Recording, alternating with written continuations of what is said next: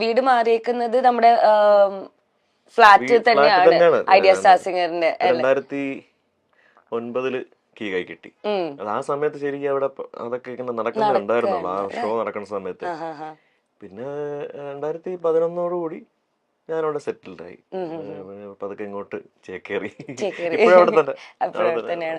ഞങ്ങളിങ്ങനെ കുറെ കേട്ടിട്ടുണ്ട്, ലൈക്ക് ഇങ്ങനെ ഫൈനലി പ്രൈസും കാര്യങ്ങളൊക്കെ കിട്ടുമ്പോൾ കുറച്ച് ബുദ്ധിമുട്ടൊക്കെയാണ് ഈ ഒരു അപ്പാർട്ട്മെന്റിന്റെ കാര്യം. പലരും ചോദിക്കാറുള്ള ഒരു ക്വസ്റ്റ്യൻ എന്നെ കാണുമ്പോഴത്തേക്ക്. പക്ഷെ എനിക്ക് അങ്ങനത്തെ ബുദ്ധിമുട്ടൊന്നും നേരിട്ടില്ല. എനിക്ക് തന്നത് കോൺഫിഡന്റിന്റെ റോയ് സാറിന്റെ ഫ്ലാറ്റാണ്. അപ്പൊ അത് ആ സമയത്ത് അദ്ദേഹം എനിക്കെല്ലാം കംപ്ലീറ്റ്ലി രജിസ്ട്രേഷൻ ഉൾപ്പെടെ ഫ്രീ ഓഫ് കോസ്റ്റിനാണ് കേട്ടോ തന്നത്. പിന്നെ അങ്ങനെ പിന്നെ അതിനുശേഷം പിന്നെ വേറെ കുറെ ബിൽഡേഴ്സ് വന്നു. ഓരോ സീസൺ കുറെ ഉണ്ടായിരുന്നല്ലോ. പിന്നെ അതില് വേറെ കുറെ വന്നപ്പോഴത്തേക്കും കുറച്ച് പേർക്ക് ഇങ്ങനെ ടാക്സ്, കാരണം എന്താ പറഞ്ഞാല് ഇത് ഗിഫ്റ്റ് തരുന്നതാണല്ലോ, ഗിഫ്റ്റ് ആയിട്ട് തരുന്ന ഒരു ഇതാണ്. അപ്പൊ അതിന് ഗിഫ്റ്റ് ടാക്സ് ഉണ്ട്. അത് നമ്മൾ വാങ്ങിക്കുന്ന, അപ്പൊ ലോട്ടറി എടുത്താലും നമ്മളത് കൊടുക്കാൻ ബാധ്യസ്ഥരാണല്ലോ. അപ്പൊ അതുപോലെ നമുക്ക് തരുന്ന ഗിഫ്റ്റിനുള്ള എമൗണ്ട് അതിനൊരു പെർസെന്റേജ് ഉണ്ട്. അപ്പൊ അത് നമ്മള് അടയ്ക്കണം. അത് ഒബിയസ്ലി. അപ്പൊ അതാണ് എല്ലാവർക്കും ഒരു ഇതൊന്നും നമ്മൾ അറിയണില്ല, നമ്മൾ ന്യൂസ് നോക്കുമ്പോ ഇങ്ങനെ പറ്റിക്കപ്പെടുന്നു അങ്ങനെ ഇങ്ങനെയാണ്. പക്ഷെ ശരിക്കും ഞാൻ അറിയണത് തലേ ദിവസം കേട്ടോ. പക്ഷെ ഫൈനൽ ഫിനാലേക്ക് ഒരു 2 ദിവസം മുമ്പേ ആണ് ഈ കാര്യം എല്ലാവരും കൺവേ ചെയ്യണം. കാരണം കറക്റ്റായിട്ട് അറിയില്ല. പക്ഷെ അന്നത്തെ കാര്യം അറിഞ്ഞാലും അറിഞ്ഞില്ലെങ്കിലും നമുക്കൊരു ഇങ്ങനൊരു പ്ലാറ്റ്ഫോം വഴി ഇത്രയും ആൾക്കാരിൽ എത്തുക എന്നുള്ള, ഫ്ലാറ്റൊക്കെ പിന്നത്തെ സെക്കൻഡറി. പക്ഷെ അത് കിട്ടിയ സന്തോഷം. പക്ഷെ ഏറ്റവും കൂടുതൽ എന്തോ നമുക്ക് ഇത്രയും ആൾക്കാരുടെ ഇടയിൽ ഒരു സാധനം, ഒരു സംഭവം കിട്ടുക എന്നുള്ളതാണ്. അതിന്റെ നന്നായിട്ട് പാടുക എന്നുള്ളതാണ് ഓരോ റൗണ്ടും. അപ്പൊ അതിലോട്ട് ഇപ്പൊ അങ്ങനെ പറഞ്ഞപ്പോ വലിയ ഇതൊന്നും തോന്നിയില്ല. ഇങ്ങനെ ഈ ടാക്സ് ഇത്രയും അടക്കണം, 1 ലക്ഷം നിങ്ങളുടെ കയ്യിൽ നിന്ന് കൊടുത്താലേ ഫ്ലാറ്റ് കിട്ടുള്ളൂ എന്ന് പറഞ്ഞപ്പോ. പക്ഷെ പിന്നെ ഒരു 6-7 മാസം അതിന്റെ പുറകെ ഒന്ന് ഞാൻ അങ്ങനെ പക്ഷെ പലരും ചോദിക്കുന്നുണ്ട് ഫ്ലാറ്റ് കിട്ടിയോ. ഞാൻ പറയും അവിടെ എല്ലാം ഉണ്ട്, റെഡി ആയിട്ടുണ്ട്. പക്ഷെ എനിക്ക് അതിനെ പറ്റി വേറൊരു ഐഡിയ ഉണ്ടായിരുന്നില്ല. പക്ഷെ പിന്നെ കുറെ നാൾ കഴിഞ്ഞിട്ട് എനിക്ക് അങ്ങനെ കോൺഫിഡന്റിൽ തന്നെ എന്നെ ഈ ഒരു വീഡിയോസ് കണ്ടിട്ട് ഒരു മാം എന്നെ വിളിച്ചായിരുന്നു, ഉഷ ശങ്കർ നാരായൺ എന്ന് പറഞ്ഞിട്ട്, ചെന്നൈ ബേസ് ചെയ്തിട്ടുള്ള. അപ്പൊ അവർക്ക് പൊളിറ്റിക്കലി ഒക്കെ ഉള്ളൊരു. അപ്പൊ എന്റെ അടുത്ത് ഇങ്ങനെ പാട്ടൊക്കെ ഭയങ്കര ഇഷ്ടമാണെന്ന് പറഞ്ഞു. പിന്നെ കൂടെ ഇത് ചോദിച്ചു ഫ്ലാറ്റ് എന്തായി. ഫ്ലാറ്റ് ഇപ്പം എനിക്കറിയത്തില്ല എന്താ സംഭവം എന്ന് അറിയത്തില്ല, പക്ഷെ എന്താന്ന് അറിയില്ല. പിന്നെ അതിനുശേഷം ഒരു 1 വീക്ക് കഴിഞ്ഞപ്പോഴത്തേക്കും ചിലപ്പോ ആന്റി ചിലപ്പം സംസാരിച്ചിട്ടുണ്ടാവാം, മേ ബി എന്താണെന്ന് അറിയില്ല. ആ ഒരു സമയത്ത് തന്നെ കംപ്ലീറ്റ്ലി എല്ലാം റെഡിയായി വന്നു ചേർന്നു. പിന്നെ ഈ പറഞ്ഞ പോലെ ആദ്യം ഈ ടാക്സ് അടയ്ക്കാൻ നിങ്ങൾക്ക് ഓക്കെ ആണോ എന്നൊക്കെ ചോദിച്ചിരുന്നു എന്റെ അടുത്ത്. മീറ്റിംഗ് ഉണ്ടായിരുന്നു അവരായിട്ട്. നമ്മള് എങ്ങനെയെങ്കിലും ഫ്ലാറ്റ് എടുക്കാം, നമുക്ക് അതിന് ഇപ്പം നമ്മളൊന്നും ചിന്തിക്കണില്ല, പക്ഷെ ഫ്ലാറ്റ് നമുക്ക് എടുക്കാം, എന്തായാലും ഇതുവഴി കിട്ടിയതല്ലേ എന്ന് പറഞ്ഞു. പക്ഷെ അവരെന്നെ ഡിസിഷൻ എടുത്ത് എന്നെ അവരുടെ ഒരു 2 വർഷത്തേക്ക് അംബാസഡർ ആക്കി കോൺഫിഡന്റിന്റെ. അപ്പൊ ആ ഒരു വകയിൽ ഇങ്ങനെ കംപ്ലീറ്റ്ലി സെറ്റിൽ ചെയ്ത് തന്നു. അപ്പോ നമുക്ക് സെഗ്മെന്റിലേക്ക് പോവാം. സിമ്പിൾ സാധനമാണ്, തിരനോട്ടം സെഗ്മെന്റ്. അതായത് ചേട്ടന്റെ കാഴ്ചപ്പാടിൽ ഞാനൊരു 4-5 ടോപ്പിക് പറയും, അതിനെപ്പറ്റി ഒന്ന് പറയാം, സംസാരിക്കാം, 2 വരി. Okay, first one, beauty of music. ഇതൊക്കെ ഭയങ്കര ആധികാരികമായ ചോദ്യമായി പോയി. സംഗീതത്തിനെ കുറിച്ച് ദ ബ്യൂട്ടി ഓഫ് മ്യൂസിക്, അല്ലെങ്കിൽ how it has influenced U. അതല്ല നമ്മൾ ഇത്ര നേരം പറഞ്ഞോണ്ടിരുന്നത്.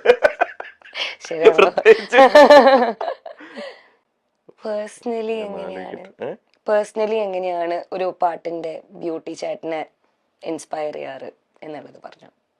പാട്ട് പാടുമ്പം നമ്മുടെ പേഴ്സണൽ ആയിട്ടുള്ള ഇപ്പം എന്ത് ഫീലിങ്സ് ഉണ്ടെങ്കിലും അത് മറക്കും എന്നുള്ളതാണ്. അപ്പം എനിക്ക് മനസ്സിലായിട്ടില്ല, എന്ത് ദുഃഖം ഉണ്ടെങ്കിലും പാട്ട് പാടിയ ആ ഒരു ദുഃഖത്തിന് അവിടെ സ്ഥാനമില്ല. അപ്പം മ്യൂസിക്കിന് വലിയൊരു പ്രാധാന്യം, നമ്മൾ അതിലോട്ടങ്ങ് മാറുക, നമ്മളെ തന്നെ വേറൊരു വഴിയിലേക്ക് കൊണ്ടെത്തിക്കാനായിട്ട് പാട്ടിന് പറ്റും. അതുപോലെ ഓക്കെ മതി. അങ്ങനെയാണെങ്കിൽ അത് ഏത് പാട്ടാണ് യൂഷ്വലി ഇങ്ങനത്തെ ഒരു സിറ്റുവേഷൻ ഒക്കെ വരുമ്പോ പാടി നോക്കാറ് എന്നല്ല, പാടാറ്? ഗോ ടു ഗോ സോങ് ഉണ്ടോ ചേട്ടന്? അങ്ങനെ സ്പെഷ്യലി ഒരു പാട്ടൊന്നുമില്ല, ഏത് പാട്ട് പാടിയാലും. ഇപ്പം ഒരുപാട് മാനസിക പ്രശ്നമുള്ള സമയത്ത് അല്ലെങ്കിൽ സമയത്ത് സ്റ്റേജ് പ്രോഗ്രാംസ് ചെയ്തിട്ടുണ്ട്. അപ്പൊ അന്നേരം നമ്മൾ പല പാട്ടുകളും നമുക്ക് വേറൊരു മൂഡിലോട്ട് മാറുക. അത്രയും എക്സ്ട്രീം ദുഃഖമാണെങ്കിൽ പോലും നമുക്കൊരു മ്യൂസിക് ഉണ്ടെങ്കിൽ നമുക്ക് അതൊക്കെ മറക്കാൻ പറ്റും. ബ്യൂട്ടി നമുക്കെല്ലാം മറക്കാൻ പറ്റും. Music in daily life. വീണ്ടും സംഗീതം തന്നെയാണ്, എല്ലാം സംഗീതം റിലേറ്റഡ് ആണ്. പാട്ട് എപ്പോഴും കൂടെ ഉള്ളതാണ്. എവിടെ പോയാലും ഇങ്ങനെ മൂളിപ്പാട്ട് കൂടെ ഇരിക്കുന്നെല്ലാം ചോദിക്കും ഇങ്ങനെ ഫുൾ ടൈം പാടിക്കൊണ്ടിരിക്കുകയാണ്. പക്ഷെ അതേസമയം ഇവിടെ ഇരുന്ന് പാടിക്കൊണ്ടിരിക്കുന്നു. അതേസമയം കാറിൽ കയറി ഒരു പാട്ട് പ്ലേ ചെയ്ത് കഴിഞ്ഞാൽ ഓഫ് ചെയ്യാൻ പറയും. എന്താണെന്നറിയില്ല. പക്ഷെ ഫുൾ ടൈം ചിലപ്പോൾ പാട്ട് ഇങ്ങനെ കൊണ്ട് നടക്കണോണ്ടായിരിക്കാം. ചില പാട്ടുകൾ ചിലതൊക്കെ റേഡിയോ എന്തെങ്കിലും കേട്ട് കഴിഞ്ഞാൽ പെട്ടെന്ന് ഓഫ് ചെയ്യും. ചിലതിങ്ങനെ സമയത്ത് എപ്പോഴും ഇങ്ങനെ പാട്ട് നമുക്കത് പറ്റൂലെന്നായിരിക്കും. അതിനൊക്കെ ഒരു സമയവും കാലമുണ്ട്. സമയമുണ്ട് ദാസാന്ന് പറയുമ്പോൾ. അതെ. ഓക്കെ. റിഗ്രറ്റ്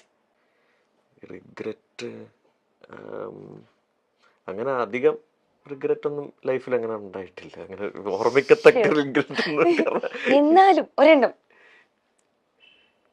തെറ്റുകളൊന്നും ചെയ്തിട്ടില്ല. അതാണ് അങ്ങനെ ഒരു വഴിയില്ലല്ലോ. പിന്നെ അറിയാണ്ട് പോയ പല കാര്യങ്ങളുണ്ട്. ഇപ്പം എന്നെ ഒരു മേജർ സിനിമ അത് എനിക്ക് ഉറപ്പ് പറയാൻ പറ്റില്ല. പക്ഷെ എനിക്ക് അതാണെന്നാണ് ഞാൻ കരുതുന്നത്. മങ്കൊമ്പ് സാറിന്റെ കോൾ ചെയ്തിട്ടുണ്ട് എപ്പോഴും ഒരിക്കൽ. അപ്പൊ എനിക്ക് അന്ന് എന്തോ ഒരു ഷോ പുറത്തെവിടെ എന്തോ ഷോ കമ്മിറ്റ് ചെയ്ത് കാരണം എനിക്ക് ആ റെക്കോർഡിങ്ങിന് പോകാൻ പറ്റിയില്ല. മേ ബി ചിലപ്പോ അത് മറ്റേ ബാഹുബലിന്റെ ഫസ്റ്റ് ഇറങ്ങിയ സമയത്ത് ഒരു പാട്ടിന് വേണ്ടിട്ട് വിളിച്ചതാവാം. എനിക്കത് ഉറപ്പില്ല. പക്ഷെ മേ ബി ആയിരിക്കാം. അപ്പൊ അതിനെ പിന്നെ ഞാൻ അയ്യോ ചിലപ്പോ ഇതിനായിരിക്കുമല്ലോ ഞാൻ കണക്ട് ചെയ്ത് ചിലപ്പോ ചെറിയൊരു വിഷമമായി പോയി. പക്ഷെ എന്നാലും എനിക്ക് പറ്റാത്തൊരവസ്ഥയായി പോയി. അറിഞ്ഞുകൊണ്ട് ചെയ്ത് തെറ്റായിരിക്കും അല്ല. പ്രോഗ്രാം എന്ന് പറഞ്ഞാൽ പുറത്ത് കമ്മിറ്റ് ചെയ്തിട്ടുള്ള സംഭവം നമുക്കൊന്നും ചെയ്യാൻ പറ്റാത്തതാ. അറിയത്തില്ലായിരുന്നു. ഐ മീൻ മാറ്റാൻ പറ്റാത്തൊരവസ്ഥ. ഭയങ്കര അർജൻസി ഉണ്ടായിരുന്നു. ഹൈദരാബാദിൽ പോയി റെക്കോർഡ് ചെയ്യണം, വളരെ പെട്ടെന്ന് എത്തണം അപ്പൊ എനിക്കാണെങ്കിൽ ഒന്നും ചെയ്യാൻ പറ്റാത്തൊരവസ്ഥ. അന്നാണ് ഈ പ്രോഗ്രാംസ് ഒക്കെ അത്യാവശ്യം നിറഞ്ഞു നിൽക്കുന്ന അവസ്ഥ. എല്ലാ സ്ഥലത്തും പോയി പ്രോഗ്രാം അങ്ങനെ എല്ലായിടത്തും പോയി പാടുന്ന സെലക്റ്റീവ് അല്ല, എല്ലായിടത്തും ഗസ്റ്റ് ആയിട്ടും പോയി ഒക്കെ പാടുന്ന ഒരു കാലമായിരുന്നു. അപ്പൊ അങ്ങനെ അങ്ങ് പോയി ആ പാട്ട്. അപ്പൊ അത് ഇപ്പൊ പെട്ടെന്ന് ചോദിച്ചപ്പോ കേട്ടോ ഓർമ്മ വന്ന കാര്യം. സാരില്ല, അത് പോയി. പക്ഷെ ഇനിയും വലിയ വലിയ പടങ്ങൾ വരും. ഓക്കെ, നെക്സ്റ്റ് റിജക്ഷൻ വളരെ ചെറുതിൽ എൻ്റെ ലൈഫിൽ 2-3 ഇൻസിഡന്റ് ഉണ്ടായിട്ടുണ്ട്. അതായത് ഞാൻ ഒരു 3rd സ്റ്റാൻഡേർഡ് പഠിക്കുമ്പോൾ ഒരു ക്ലബിന്റെ ഒരു പ്രോഗ്രാം അല്ല ഒരു കോമ്പറ്റീഷൻ, അന്ന് അതിന്റെ ഒരു കാലഘട്ടമാണ് യൂത്ത് ഫെസ്റ്റിവലും. അപ്പൊ ഉമ്മ എല്ലായിടത്തും കൊണ്ടുപോകും. മത്സരം എവിടെ ഉണ്ടോ അവിടെ എല്ലാം കൊണ്ടുപോയി പാടിപ്പിക്കുമ്പോൾ അപ്പൊ എനിക്ക് ഒരിടത്ത് പോയി ഫസ്റ്റ് കിട്ടി. പിറ്റേ ദിവസം പത്രത്തിലൂടെ അറിയുക ഫസ്റ്റിലെടുത്ത ഗാനം നജീം അർഷാദ് എന്നൊക്കെ പറഞ്ഞ് എഴുതി. ഭയങ്കര സന്തോഷമായി വീട്ടില്. അത് എന്റെ കാണാം ഫസ്റ്റ് പത്രത്തിലുണ്ട് എന്നൊക്കെ പറഞ്ഞു. അപ്പൊ എന്നിട്ട് അങ്ങനെ സമാപന ദിവസം സമ്മാനം വാങ്ങിക്കാൻ വേണ്ടി ഞങ്ങളിങ്ങനെ പുതിയ ഉടുപ്പൊക്കെ ഇട്ട് ഉമ്മ വാപ്പയൊക്കെ എല്ലാവരുമായിട്ട് പോണ വാപ്പയമ്മ ഉണ്ടാവും. അപ്പം അവിടെ ചെന്ന് പ്രൈസ് വാങ്ങാൻ നേരത്ത് ലൈറ്റ് മ്യൂസിക് എന്ന് പറയുമ്പോഴത്തേക്ക് വേറൊരു പയ്യന്റെ പേര് പറയുമായിരുന്നു അന്ന്. നമ്മള് പ്രശ്നമൊന്നും ഉണ്ടാക്കാൻ അങ്ങനൊന്നും പോയില്ല.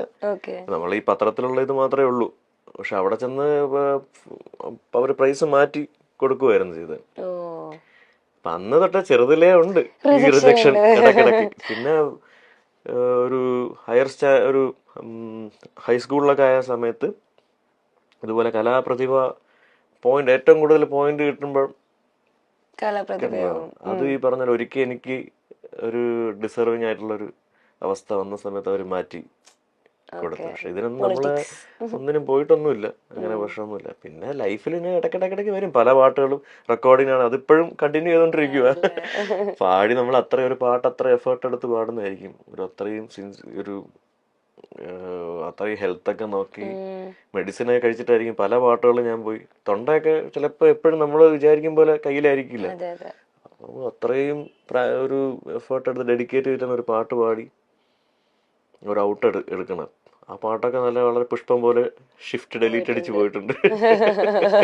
Shift delete. അതായത് സ്മാർട്ട്